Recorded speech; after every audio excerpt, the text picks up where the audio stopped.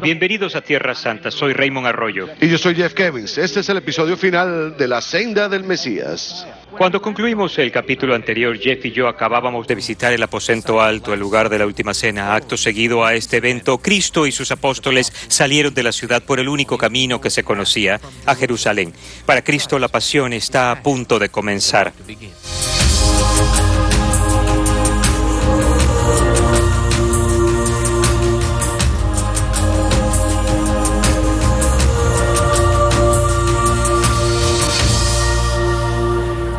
Raymond, su destino era aquí en Getsemaní. Este era un lugar a donde el Señor venía muy a menudo. Las Escrituras nos dicen que este era un lugar donde Él se encontró con sus discípulos, por lo tanto este lugar ya era muy familiar para Él. Acabamos de venir del aposento alto y detrás de nosotros se encuentran las puertas del lado este o el lado oeste de una ciudad antigua donde el Señor hizo su entrada triunfal hace solo unos días atrás, y es también por donde Él pasará cuando venga por segunda vez. Estando sentado aquí en el huerto, uno no puede evitar pensar si es que el Señor vio hacia esa reja y pensó, hace solo unos días atrás la gente me estaba alabando y agitando palmas, y ahora sé lo que está a punto de suceder. Es muy interesante. El huerto de Getsemaní se encuentra aquí en el valle de Kidrón, al pie del Monte de los Olivos. También se llama el valle de Jehoshafat, y Jehoshafat significa el juicio de Dios. Por lo tanto, aquí Él se encuentra en el huerto de Getsemaní, en el lugar del juicio de Dios. Como ustedes saben, recientemente descubrí algo sobre el origen del nombre de este lugar. Permítanme que se lo muestre. Lo primero que ustedes se dan cuenta al entrar a este hermoso huerto es el tamaño enorme de los árboles. Estos árboles son de cerca de 6 metros de diámetro. Y sabemos que tienen cerca de 2.300 años de edad. ¿Cómo es que sabemos esto? Recientemente la Universidad de California hizo unas pruebas del carbono para establecer la edad.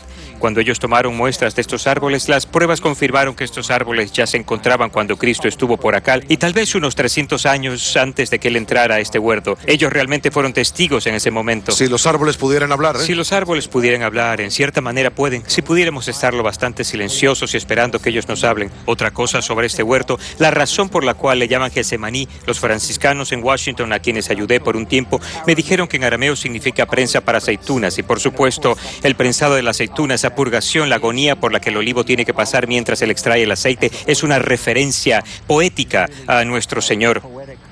Así es. ¿Qué figura? De la agonía que Él sufrió aquí. El ser exprimido de la última gota de sangre para nuestra salvación. ¿Qué nos dicen las Escrituras? Las Escrituras nos dicen que Jesús, Él salió y procedió de acuerdo a su costumbre. Él venía aquí muy a menudo al Monte de los Olivos y los discípulos también lo siguieron. Y cuando Él llegó al lugar, les dijo a ellos, recen para que no caigan en tentación. Y luego se alejó de ellos a tiro de piedra. Y las Escrituras nos dicen que en ese momento Él se arrodilló y comenzó a orar.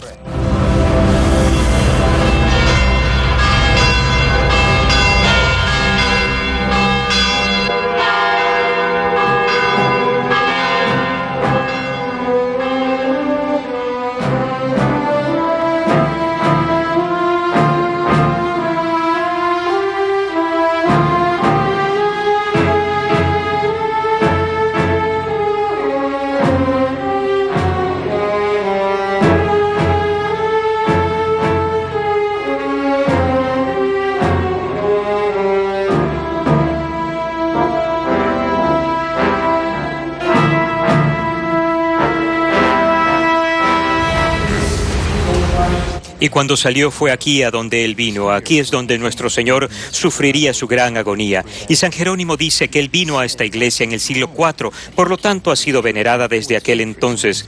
Revivan con nosotros ese momento en las Escrituras, ese momento intenso de sufrimiento.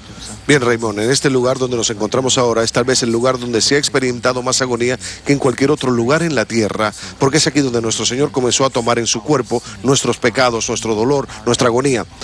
La Biblia nos dice que se encontraba en tal agonía que comenzó a orar fervientemente y que su sudor se convirtió en gotas de sangre que caían en la tierra. Y Raymond, los doctores nos dicen que el cuerpo puede ser capaz de sufrir tanta agonía al punto que la sangre comienza a salir por los poros. Para mí, este lugar me recuerda que yo también debo de participar en los sufrimientos de Cristo, y ese es el momento en que el Señor nos pide que participemos en sus sufrimientos. Aquí ustedes pueden ver los pájaros y los cálices que nos invitan a que participemos de la copa del sufrimiento. Algunos dicen que es este realmente el primer Calvario donde su sangre se derrama por primera vez. Correcto. Y en ese momento cuando esa avalancha de pecados, de sufrimiento, de agonía lo abruman. Raymond, varias veces me he sentado aquí y he mirado esta roca y me he emocionado mucho al pensar en lo que Cristo hizo por mí. También debemos mencionar eso en este momento. Esto es cuando él piensa en lo que está por venir, en el peso de la tortura y la muerte que le espera, y que se acerca el Calvario y le dice al Padre: Padre mío, si es posible, aparta de mí esta copa, pero De todas maneras, que no se haga mi voluntad sino la tuya. De todas maneras, en obediencia, él acepta la voluntad de Dios para él. no mi voluntad, sino la tuya. Y ese es un trago amargo de beber, y es algo a lo que muchos de nosotros estamos llamando a hacer en nuestras vidas.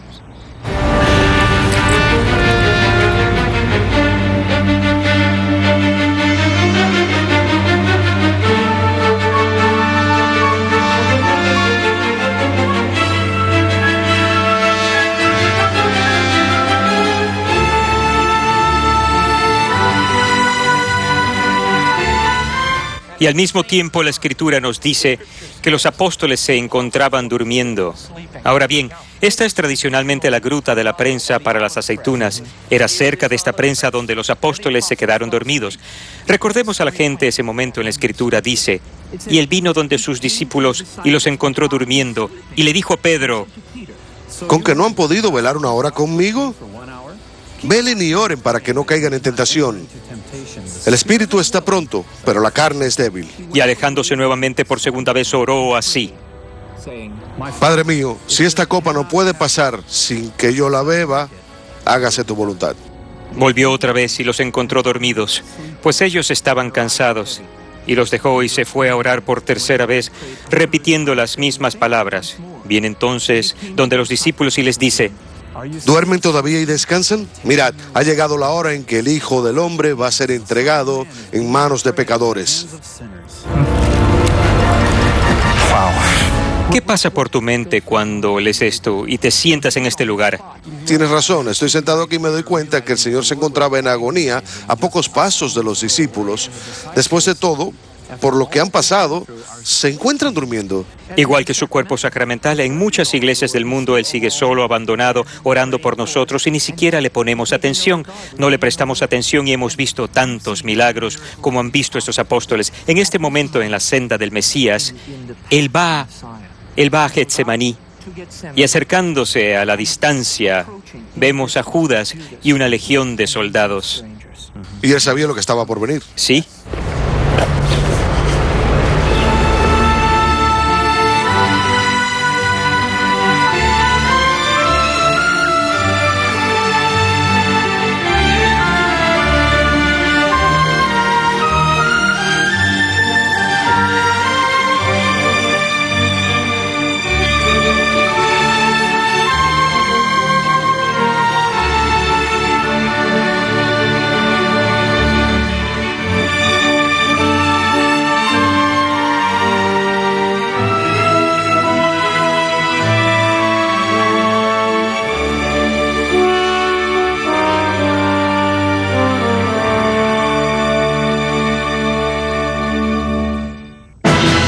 Y el hombre llamado Judas, uno de los 12, lo estaba conduciendo y se acercó a Jesús para traicionarlo con un beso. Y Jesús le dijo: Judas, ¿traicionas al Hijo del Hombre con un beso? Y cuando aquellos que estaban cerca vieron lo que iba a suceder, le dijeron al Señor: Señor, debemos atacarlos con la espada. Y uno de ellos golpeó a uno de los siervos del sumo sacerdote y le cortó la oreja derecha. Pero Jesús dijo: Detente, no más. Y él tocó su oreja y la sanó. Entonces Jesús le dijo al jefe de los sacerdotes y capitanes del templo y a los ancianos que habían llegado para prenderlo: ¿Han venido con espadas y palos como si yo fuera un ladrón? Mientras yo me encontraba en el templo para enseñar, ustedes no hicieron nada para detenerme. Pero esta hora y el poder de las tinieblas son suyos. Ellos lo prendieron y lo llevaron a la casa del sumo sacerdote. Y Pedro lo seguía a una distancia prudencial.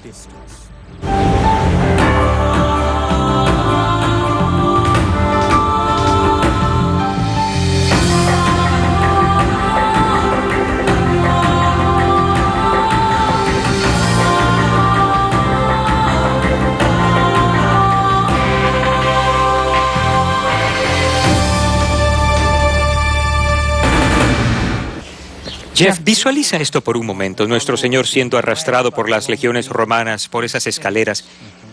Él acaba de ser traicionado en el huerto de Getsemaní. Estas son las escaleras que conducen a la casa del sumo sacerdote Caifás.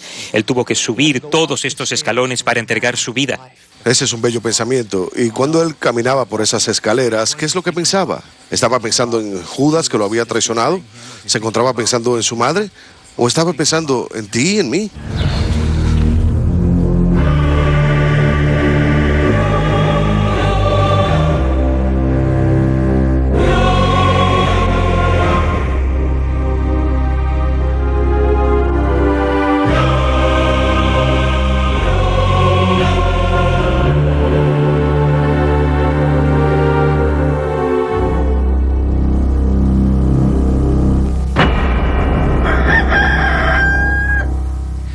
Nos encontramos en el patio de lo que era la casa del sumo sacerdote Caifás. En esta área probablemente Pedro debe de haberse entibiado. Fue aquí donde él negó a nuestro Señor.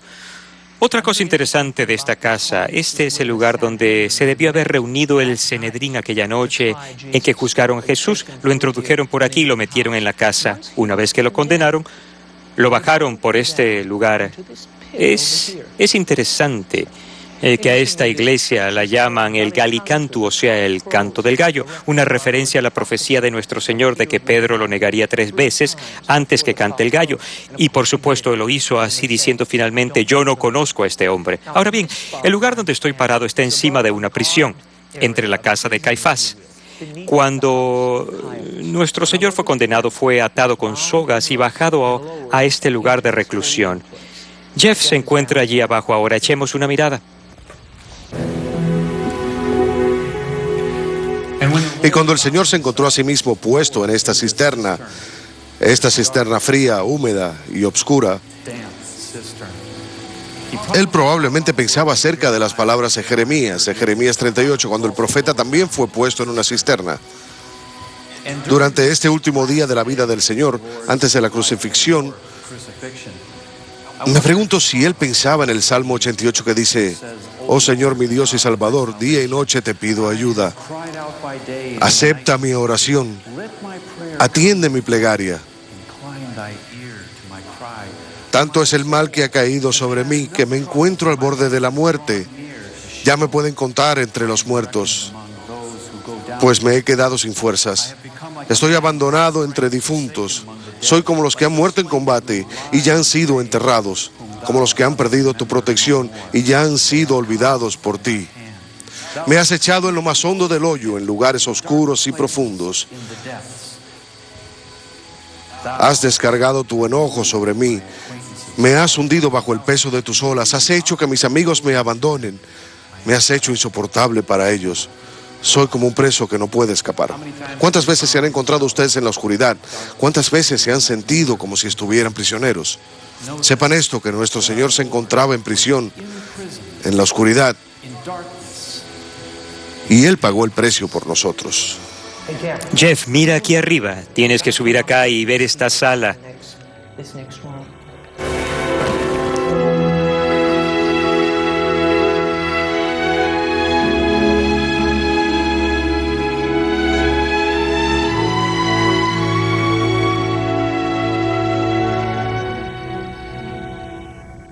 Y este es otro cuarto de detención dentro de la casa de Caifás. Pueden notar aquí estas especies de agarraderas que servían para sujetar las piernas de los prisioneros y separarlas así.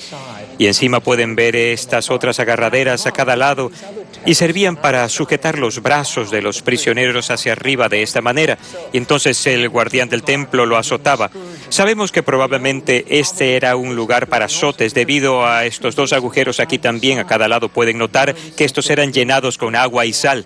Para limpiar de las heridas. Para limpiar las heridas. Y aunque nuestro Señor no fue azotado aquí, la tradición nos dice que estuvo en este lugar 7 u 8 horas. Así es, y entonces Él fue llevado temprano esa mañana por los guardas, donde Poncio Pilato, para el juicio civil.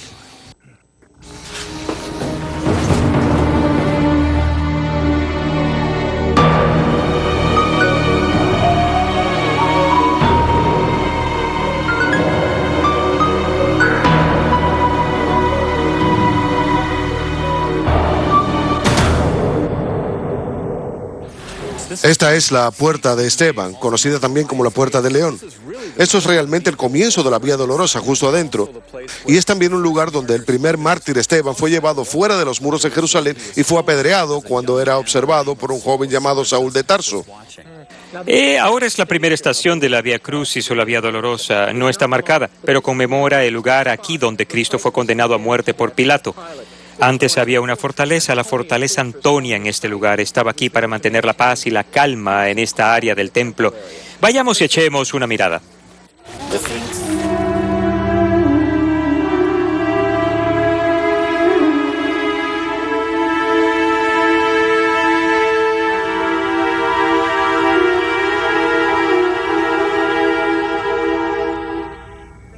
Y Jeff, esta es la única evidencia arqueológica que prueba que existió Poncio Pilato. Hay pocas referencias literarias, entre ellas la de Josefo, el historiador.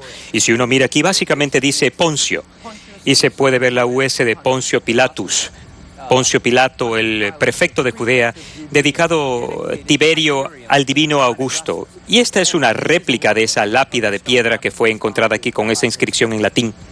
Y por supuesto, Poncio Pilato gobernó Judea desde Cesarea. ¿Por qué Cesarea y no Jerusalén? Esa es una buena pregunta porque la mayoría de la gente se pregunta ¿por qué Jerusalén? Y la respuesta es que los romanos no querían interferir con el templo. Y en segundo lugar, Cesarea era una gran ciudad portuaria y tenía acceso directo a Roma. Muy bien.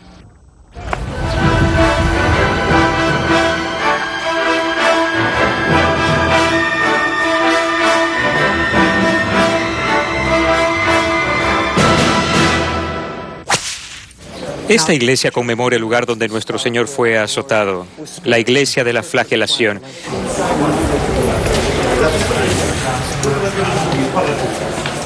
La flagelación en sí tiene realmente una conexión con el Antiguo Testamento, ¿verdad?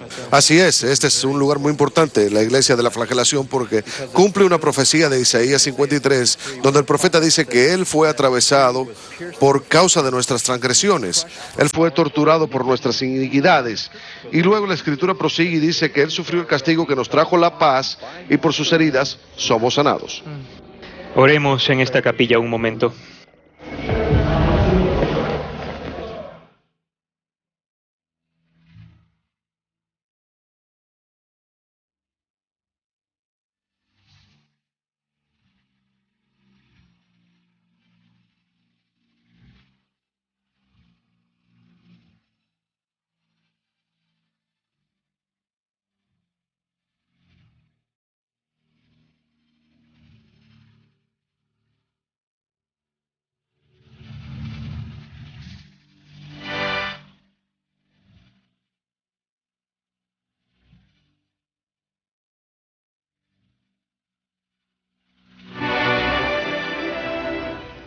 Él se encontraba parado en litostratos, esta es la palabra griega para pavimento.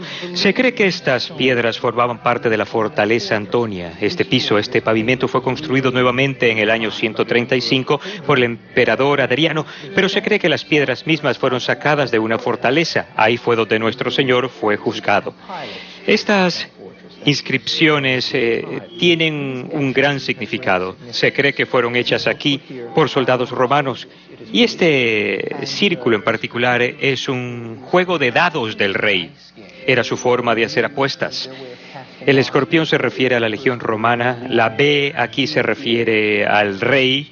Ellos a menudo vestían al prisionero como rey y luego hacían apuestas por sus pertenencias, sus vestiduras. Por supuesto, hay una correlación directa aquí a la Escritura y a la pasión de nuestro Señor cuando ellos hacen apuestas por sus vestimentas. Jeff, hay un momento en la Escritura donde ellos se refieren a eso. Así es, en San Juan 19, después que los soldados crucificaron a Jesús, recogieron su ropa y la repartieron en 4 partes, una para cada soldado. Tomaron también la túnica, que era sin costura, tejida de arriba abajo de una sola pieza. Es sorprendente pensar que este juego fue usado, un juego parecido para hacer apuestas, que podría haber servido para quedarse con la túnica de nuestro Señor. Pero en esa situación, ellos tenían un rey de verdad. Ellos tenían realmente a un rey desconocido para ellos.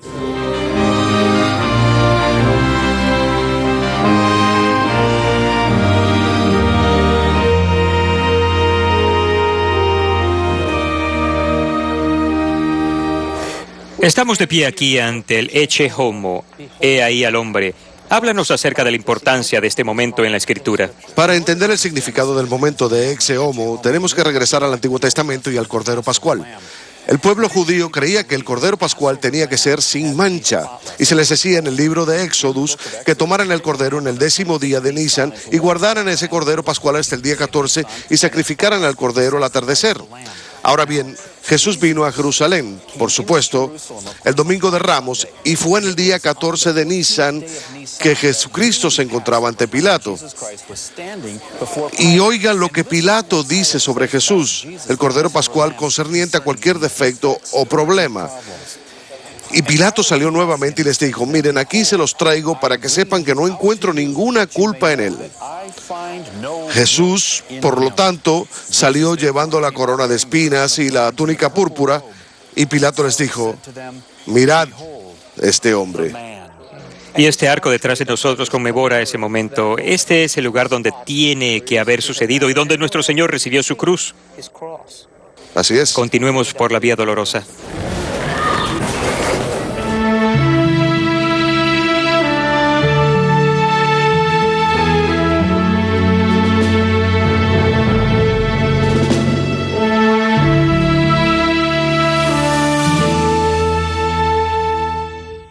Y esta capilla detrás de nosotros conmemora el lugar donde la Virgen se encontró con nuestro Señor en su camino al Calvario.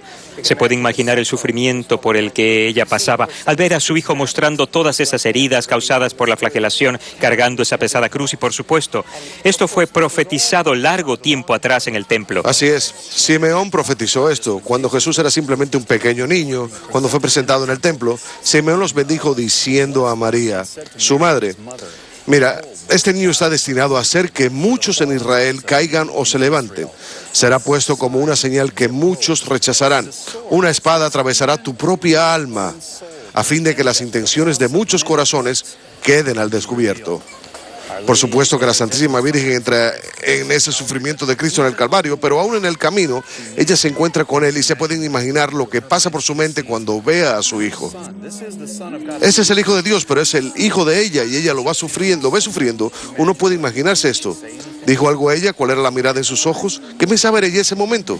¿Y qué camino tan cruel para un Mesías? Para el paso de un rey. Su cabeza está sangrando, ha sido azotado, se han burlado de él, lo han escupido y su cara está casi irreconocible en ese momento. Y allí lo ve ella llegando ante el desprecio de la asamblea. Continuemos por este camino.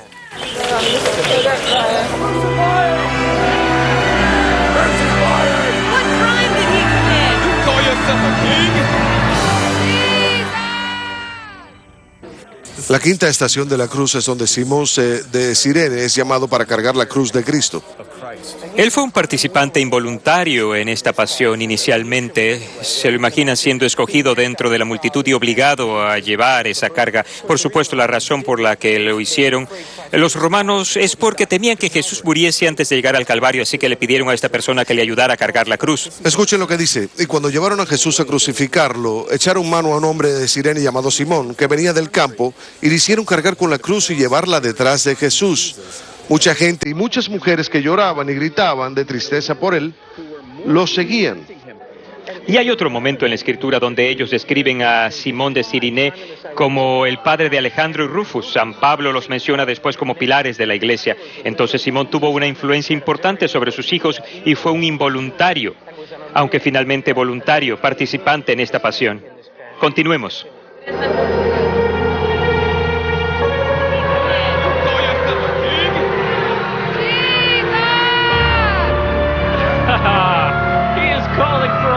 Give us Barabbas. Crucify him. Ahora bien, este lugar aquí en la pared, esto conmemora el lugar donde la tradición nos dice que Verónica limpió el sudor del rostro de nuestro Señor. La tradición sostiene que la imagen del rostro de nuestro Señor quedó impresa en el pañuelo de Verónica. Hoy día, ese pañuelo se guarda en la Basílica de San Pedro en Roma.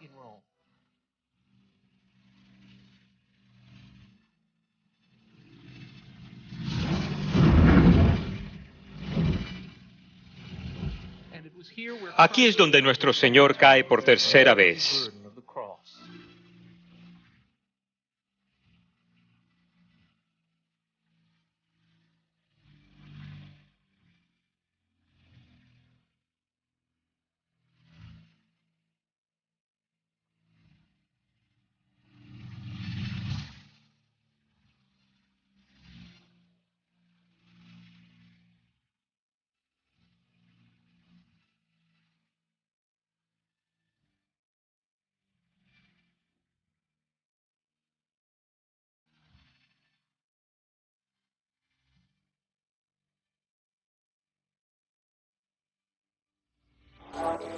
Y justo antes de esto, él habló por primera vez desde que fue condenado por Pilato y dijo: Jesús se volteó y les dijo: mujeres de Jerusalén, no lloren por mí, sino por ustedes mismas y por sus hijos.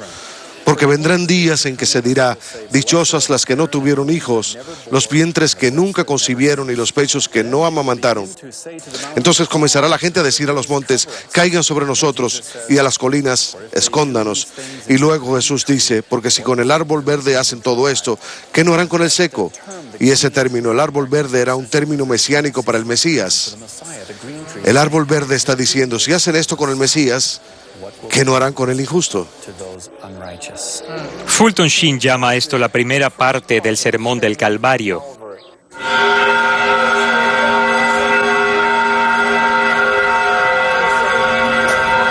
Nuestra senda continúa a la iglesia del Santo Sepulcro. Hola, ¿cómo está usted, Raymond? ¿Cómo está todo? Luce usted muy bien. Gusto de verlo. Encantado de verlo. El padre Vasco es un franciscano que aquí guía a grupos turísticos. Es un experto. Siento molestarlo. ¿Le gustaría llevarnos por el Santo Sepulcro? Me encantaría, pero creo que primero debemos empezar en el lugar donde todo el santuario fue encontrado por Helena, la madre de Constantino, y donde todo empezó con ella. ¡Vamos! Muy bien. Es una bendición tenerlo a usted de ayuda.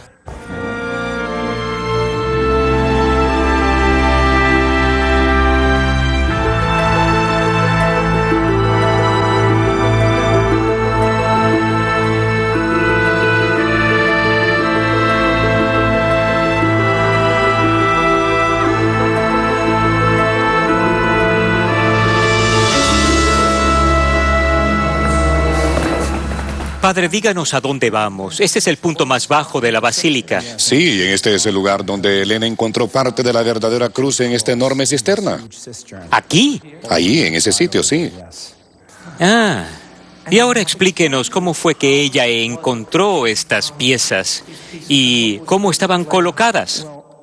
Bueno, ella estaba, o más bien estaba pensando sobre la posibilidad de encontrar dónde habían tirado los romanos estas cruces, porque había un reglamento que después de 23 crucifixiones tenían que deshacerse de ese tronco, pues era de un tronco. Ellos la tiraron y luego quiso saber dónde habían tirado los soldados todos esos crucifijos. Los árboles de olivo en donde crucificaban a la gente. ¿Árboles de olivo? Sí, así eran, árboles de olivo. Y ella vino a este lugar, el cual está muy cerca al Calvario, a lo largo del monte Calvario, yendo hacia abajo. Y ella encontró pequeños pedazos de madera regados por toda esa área. Ahora bien, tenemos que recordar algo.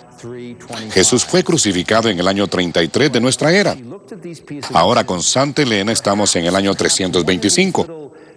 Pero ella miró estos pedazos de madera y dijo: quizás uno de estos pequeños pedazos de madera formaba parte de la madera del Calvario, de la madera de la cruz que cargó Jesús y en la cual fue crucificado.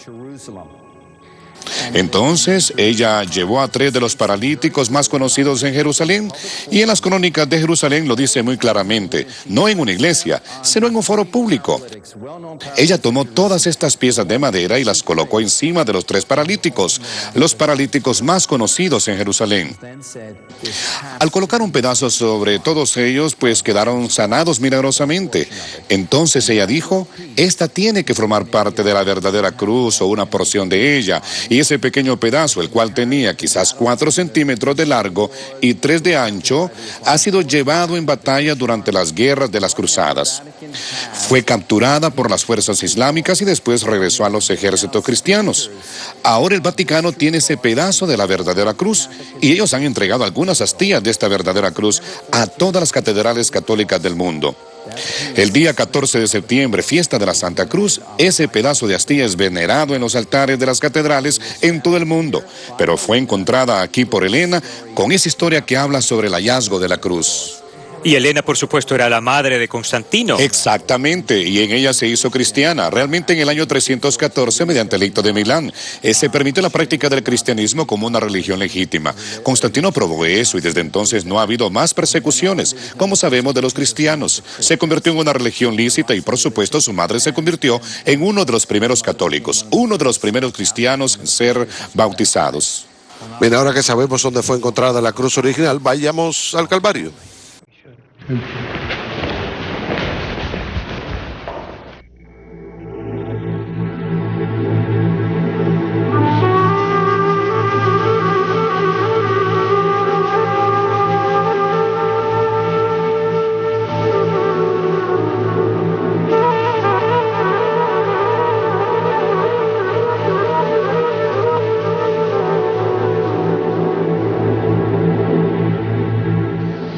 Justo nos estamos acercando al lugar de la crucifixión, el Gólgota. Como pueden ver, debajo del cristal está la piedra en sí donde fue crucificado nuestro Señor.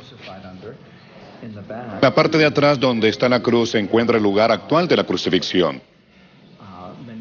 Muchos de los fieles vienen acá, se arrodillan bajo el altar para tocar la piedra del Gólgota frente al lugar de la crucifixión. Y el lugar debe de haber estado justo detrás del altar, ¿verdad? Justo detrás está el lugar de la crucifixión, es así, donde se encuentra la cruz ahora. ¿Hace cuánto tiempo que se encuentra la iglesia sobre este lugar?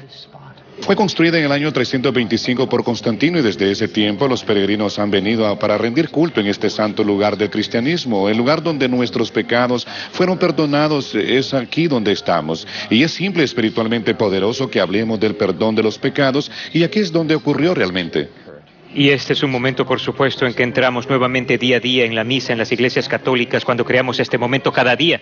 Exactamente. ¿Les gustaría ir a tocar la piedra del Gólgota? Por supuesto que nos gustaría.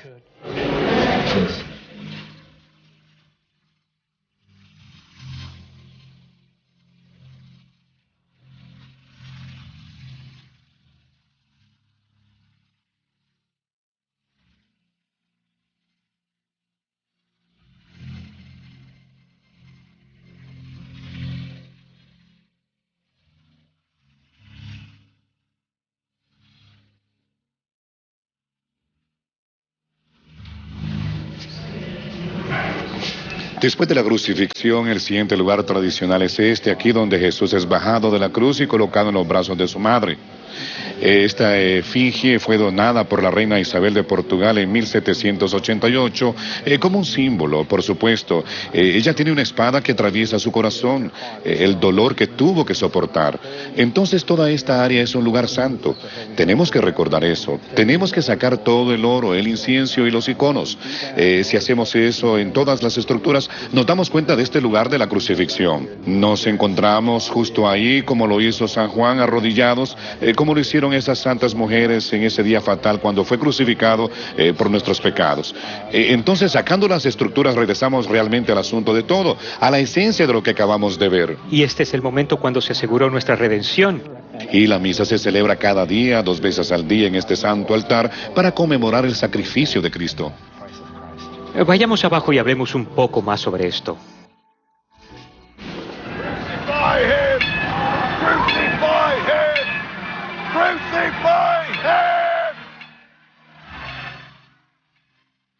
Father, forgive them.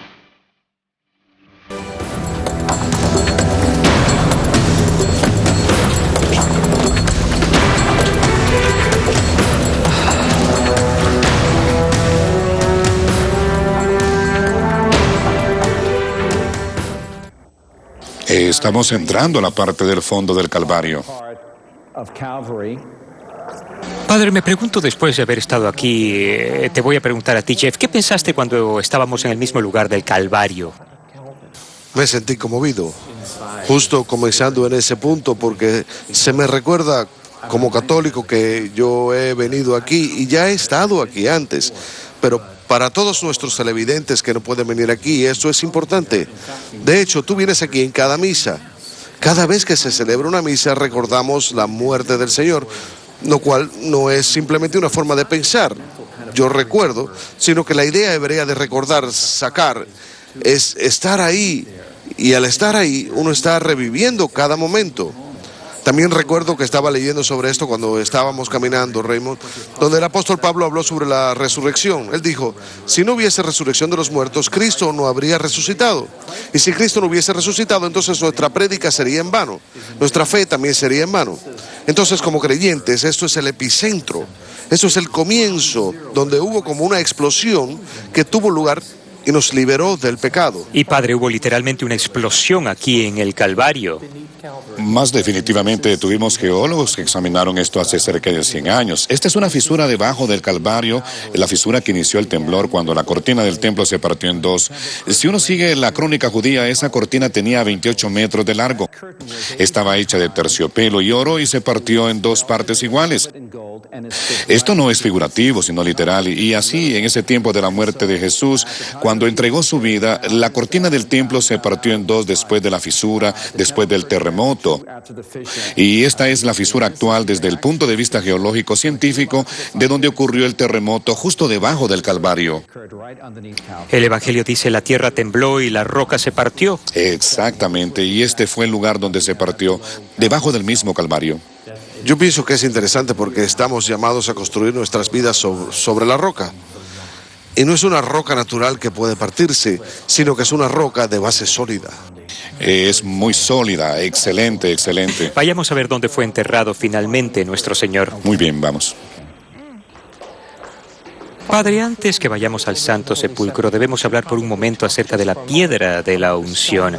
Háblenos de esto, por favor. Bien, la primera piedra de unción es para conmemorar la verdadera piedra donde Jesús fue crucificado en la parte posterior de la colina de ejecución.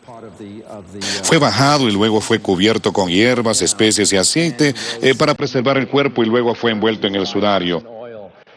Esto era para preservar el cuerpo por unos días y entonces la persona era enterrada en esta tumba. Lo interesante es que el Calvario no se encuentra lejos de la tumba. De hecho, en uno de los evangelios se dice que se encontraba solo a unos pasos. Yo pienso cuando la mayoría de occidentales vienen a la iglesia del Santo Sepulcro en peregrinación, pues se confunden un poco con la proximidad, pero se encontraba muy bien, muy cerca, no estaba lejos. Él podía ver literalmente su sepulcro desde donde fue crucificado, y todo está en esta iglesia. Era justo a cruzar la calle. Por esta razón yo pienso que es importante cuando uno viene a la iglesia del Santo Sepulcro, caminar por los muros y las estructuras y darse cuenta en dónde ha estado uno. Esta era una colina fangosa de ejecución y luego nos encontramos a pocos metros del lugar donde se encontraba el cementerio, a la tumba que pertenecía a José de Arimatea, donde fue enterrado Jesús. ¿Qué distancia hay del Calvario al Santo Sepulcro? Como a unos 150 metros como máximo, muy cerca. Esto es algo que uno no se da cuenta cuando lee las Escrituras. Así es, uno no se da cuenta. Sorprendente.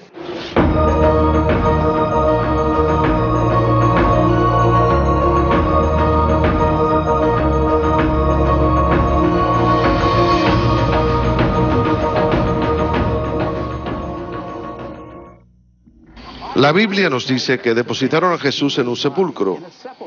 ¿Se ha preguntado usted alguna vez cómo lucía una tumba del siglo I? Bueno, estoy aquí a la entrada de una tumba del primer siglo. Pero la pregunta es, una vez que depositaron el cuerpo dentro de la tumba, ¿cómo la sellaron? Raymond. Chef, una gran piedra redonda como esta se colocaba en la puerta de la tumba. Entonces, cuando leemos en las Escrituras que el ángel rodó la piedra, así es como debe de haber lucido. Esto muestra visualmente cómo lucía probablemente el Santo Sepulcro en el tiempo de Santa Elena. La senda del Mesías continuará. En un momento.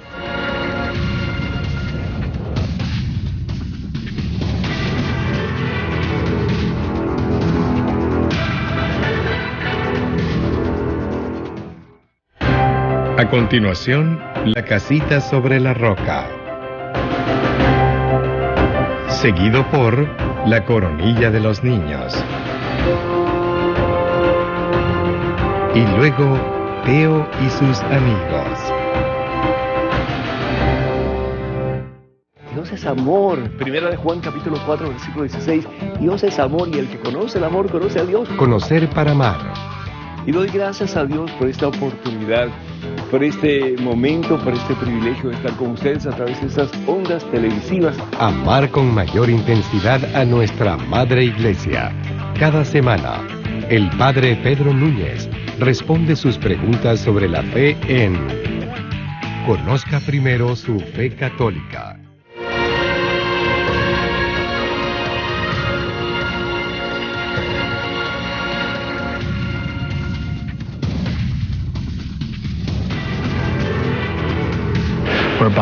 Estamos a punto de entrar al Santo Sepulcro y este es quizás el lugar más santo de todo el cristianismo. Se dice que aquí se han ofrecido más oraciones que en cualquier otro lugar en el mundo. Efectivamente, y es en esta primera cámara de las dos cámaras de esta tumba judía. Aquí es donde ora la gente y la segunda, la parte de abajo de la tumba es donde se colocaba el cuerpo.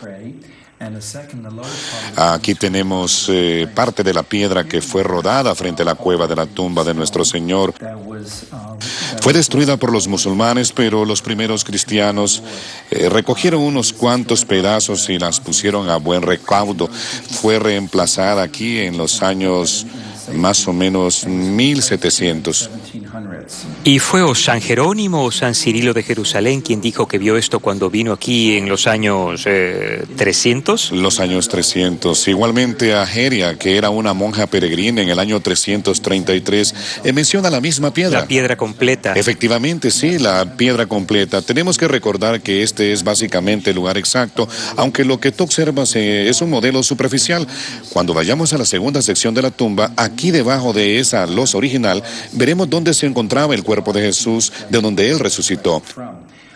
Igualmente, detrás del icono, lo único que ha quedado realmente de la tumba es un muro de 1,80 m, porque en 1009 Harim, el fundamentalista islámico, destruyó la mayor parte de la iglesia del Santo Sepulcro y especialmente la tumba, la cual permaneció como vemos ahí. Padre, ¿podemos entrar? Por favor, entremos.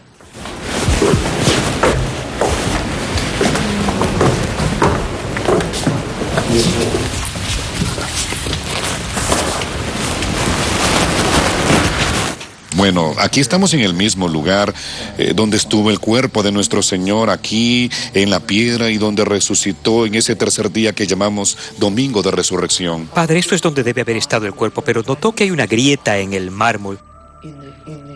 ¿Qué causó esa grieta?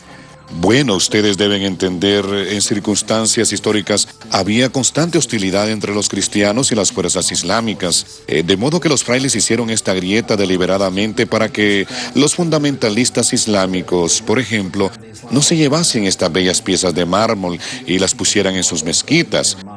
Como pueden ver, de hecho, todas las columnas que rodean el interior de la cúpula de la roca eran de iglesias bizantinas. Entonces, para preservar todo esto, estropeamos la roca para que las fuerzas islámicas no se las llevaran. ¿Es esta simplemente una losa sobre la roca original? Sobre la roca original, sí, donde yace el cuerpo. Padre, ahora que estamos aquí en el Santo Sepulcro, la tumba, simplemente quiero hacerle una pregunta. ¿Qué significa esto para todos nuestros televidentes, para todos aquellos que están viendo este programa? Prácticamente hablando, ¿qué significa este lugar? Significa que todos nuestros seres queridos que han muerto en el pasado ahora tienen una nueva vida con Jesús, porque sin la resurrección no tenemos esperanza. Y eso es lo que nos dio nuestro Señor. Nos dio esperanza para que tuviéramos vida después de la muerte.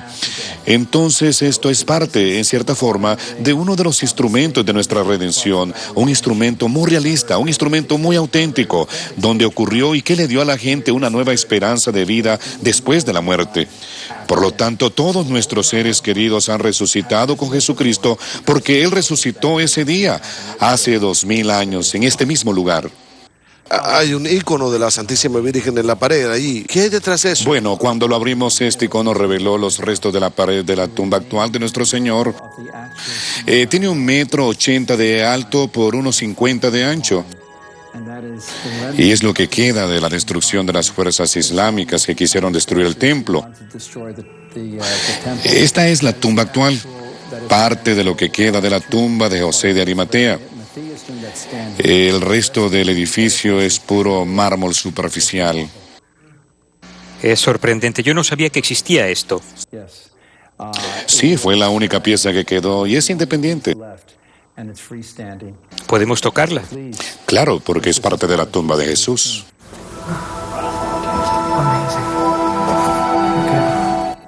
Está bien comprimida.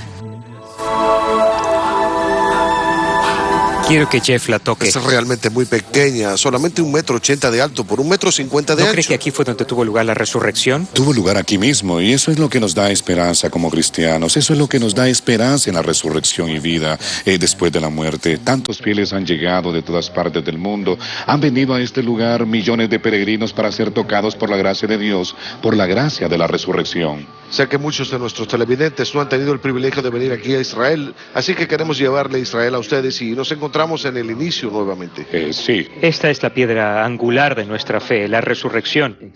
Uno de los santuarios más sagrados del cristianismo. Debemos hacer que otros vengan aquí. Muy bien, gracias.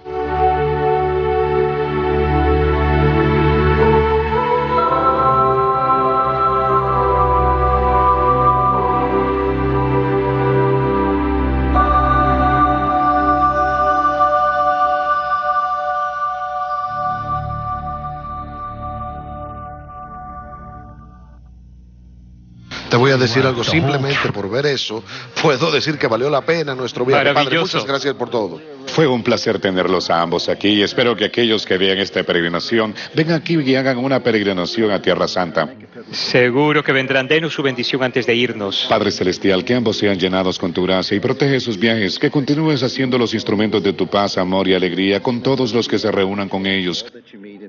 En tu santo nombre los bendigo, en el nombre del Padre y del Hijo y del Espíritu Santo. Amén. Ore por nosotros. Vamos a Galilea ahora. Vamos a Galilea, donde continúa la senda de nuestro Señor. Oren por mí. Lo haremos. Muy bien, gracias. Adiós.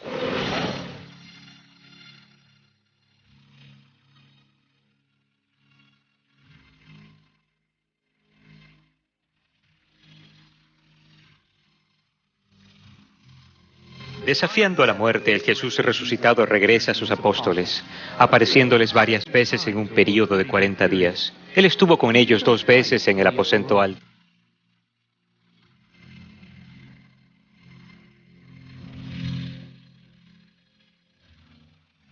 Y más tarde, en las playas familiares de Galilea.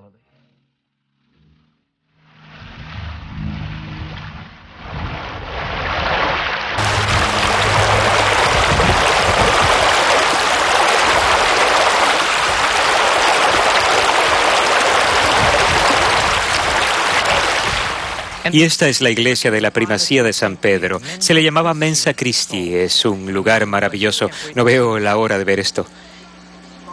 Caramba. Y esto es Mensa Christi.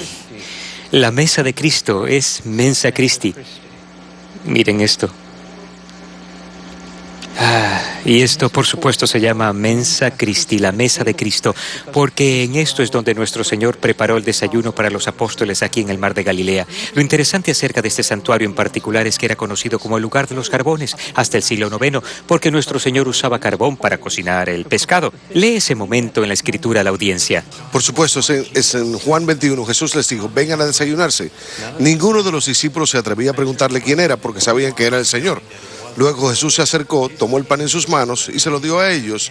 Y lo mismo hizo con el pescado. Esta es ahora la tercera vez que Jesús se manifestó a sus discípulos después de la resurrección. Sorprendente.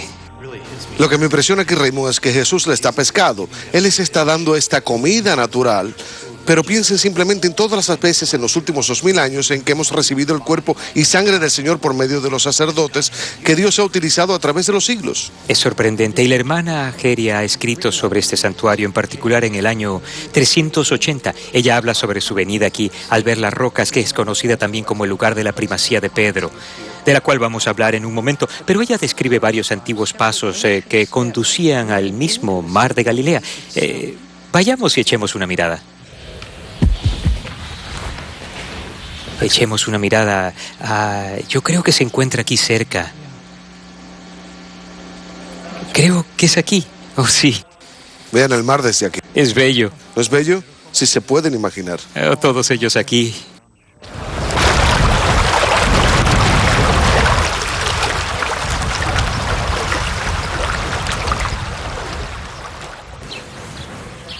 Y estos, por supuesto, son esos pasos de los que estuvimos hablando dentro de la iglesia.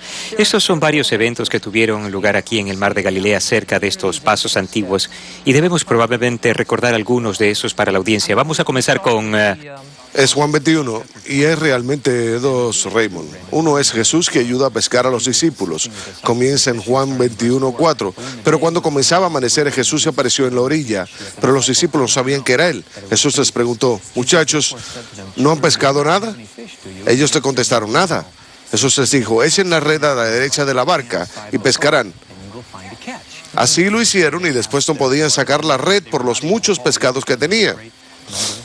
Pero lo que realmente me impresiona en esa historia es que Jesús le decía constantemente a sus discípulos, yo no hago nada sino lo que escucho que dice el Padre, lo que veo que hace Él.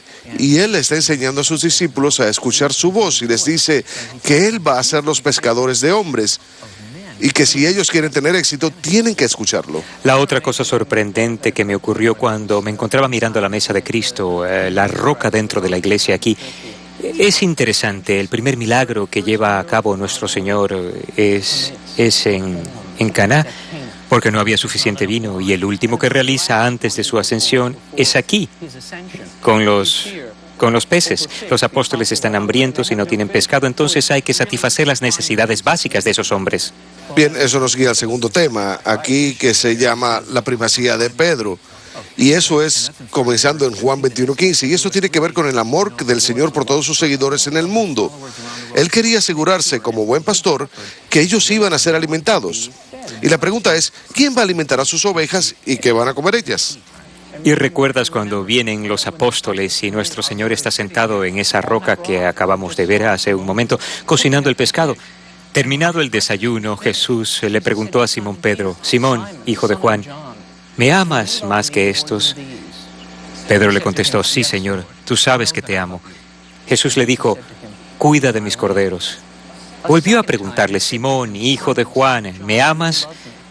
Pedro le contestó: sí, Señor, tú sabes que te amo. Jesús le dijo: cuida de mis ovejas. Por tercera vez le preguntó: Simón, hijo de Juan, ¿me quieres? Pedro, triste, porque le había preguntado por tercera vez si lo quería, y le contestó: Señor, tú lo sabes todo, tú sabes que te quiero. Jesús le dijo: cuida de mis ovejas. Tú sabes que lo que es realmente interesante y que me impresiona ahora es que donde estuvimos un poco antes con la multiplicación de pescados y panes, en Juan 6, por supuesto, Él alimenta a 5,000 personas. Y lo que estoy tratando de decir es, ¿qué vamos a comer? ¿Con qué le está diciendo a Pedro que alimente a su pueblo? A finales del capítulo 6 de Juan, Él da una explicación de la multiplicación de los panes y pescados. Y eso es, esto es mi cuerpo, esta es mi sangre. Entonces, si el pueblo de Dios va a ser realmente alimentado, ellos van a necesitar un líder que esté verdaderamente con Jesús, que les enseñe y va a darles el mismo cuerpo y sangre de Jesucristo. Y ese es Pedro. Y luego, por supuesto, tenemos a los sucesores de Pedro hasta nuestros días. Tenemos a Juan Pablo II que nos dice, en este año del jubileo, prepárense para ser libres. La otra cosa sorprendente acerca de este momento en particular en las Escrituras es que tenemos a Pedro que negó 3 veces a nuestro Señor. Vimos un poco antes en Jerusalén. Aquí 3 veces declarando su amor por el Señor. Y es un bello momento de redención y de entrega de facultades. La primacía aquí es donde el Señor le da a Pedro plena responsabilidad para ser el pastor de su rebaño. Y es bello pensar en una de esas playas donde Pedro solía pescar toda su vida. Era un maestro pescador y estaba acostumbrado a capturar peces, pero Jesús les dijo a todos ellos, y de ahora en adelante vas a ser pescador de hombres. Y sobre esta comida, ellos han pescado una gran cantidad de peces, tenían ahora una buena cantidad de comida, pero Él les está diciendo ahora que ellos van a alimentar a personas, algo completamente diferente, pero van a alimentar personas. Y pensar que todo ocurrió aquí. Justo aquí.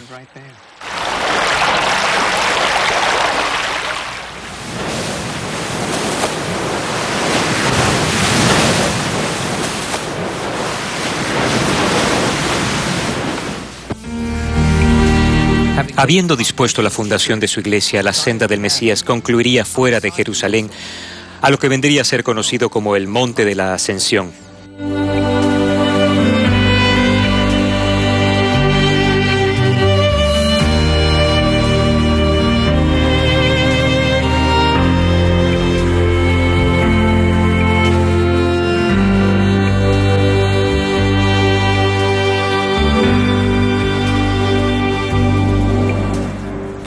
Y esto, por supuesto, el lugar de la ascensión. Ahora bien, esta iglesia es muy interesante. Era una iglesia. La parte del fondo era una iglesia de las cruzadas. Era una iglesia de 3 cúpulas. Cuando vinieron los musulmanes, ellos la modificaron y esta es una cúpula que es ahora una mezquita. Este es el lugar tradicional de la ascensión de Cristo, en el Monte de los Olivos. Echemos una mirada adentro.